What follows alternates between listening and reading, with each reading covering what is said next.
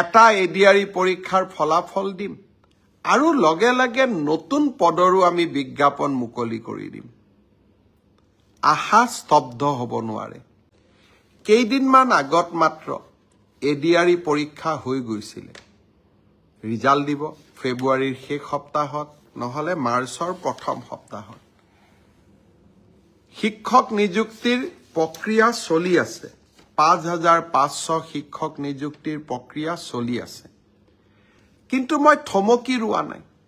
৫,৫০০ নিযুক্তিৰ প্ৰক্ৰিয়া চলি থকাৰ সময়তে নতুনকৈ আকৌ ৪,৫০০ পদৰ আমি বিজ্ঞাপন দিলোঁ।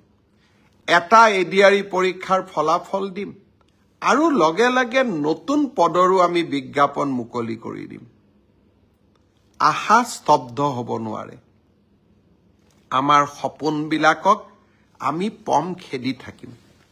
আৰু যিসকলে চৰকাৰী কৰ্মসংস্থাপন নাপাব তেওঁলোকৰ কাৰণে মুখ্যমন্ত্ৰীৰ আত্মনিৰ্ভৰ অসম, ছেমি কণ্ডাক্টৰৰ দৰে অজস্ৰ উদ্যোগ আমি সকলোৰে বাবে এখন সপোনৰ অসম ভূমি আমি নিৰ্মাণ কৰিম। নতুন বছৰৰ আৰম্ভণিতে অলপ আশাৰ কথা কৈছো। অসমত নিৰাশাৰ কথা কোৱা মানুহ বহুত আছে। তেওঁলোকৰ পৰা অলপ ব্যতিক্ৰমত গৈ মই সদায় আশাৰ বাণী মানুহৰ মাজত বিতৰণ কৰিব খোজো। কোনোবাই কৈছে ফ্লাইঅভাৰ বনালে কি হ'ব? যদি ফ্লাইঅভাৰ বনালে একোৱেই নহয় তেতিয়াহ'লে মুম্বাইত কিয় ফ্লাইঅভাৰ হৈ আছে? দিল্লীত কিয় ফ্লাইঅভাৰ হৈ আছে? ফ্লাইঅভাৰ এখন হোৱাৰ পিছত চানমাৰীৰ পৰা গণেশগুৰিলৈ কিমান সোনকালে আহিব পাৰোঁ? আজি ফ্লাইঅভাৰ এখন হোৱাৰ পিছত আমি বিমানকোটলৈ যাওঁতে আমাক কিমান সময় লাগে? আৰু ফ্লাইঅভাৰখন হোৱাৰ কাৰণে মালিগাঁও চাৰিআলিৰ যান জঁটৰ পৰা ৰাইজ মুক্ত হোৱা নাই নেকি?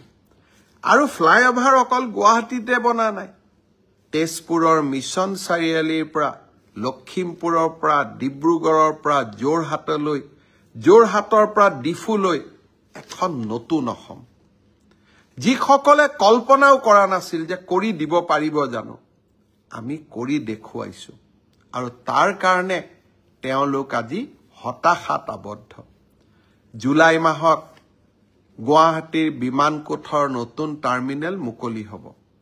আৰু এই টাৰ্মিনেল ভাৰতৰ ভিতৰতেই ধুনীয়া টাৰ্মিনেল হ'ব।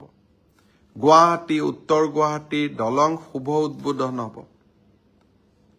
আৰু তাৰ লগতেই মৰিগাঁও দলঙৰ মাজত, দৰঙৰ মাজত দলং হ'ব।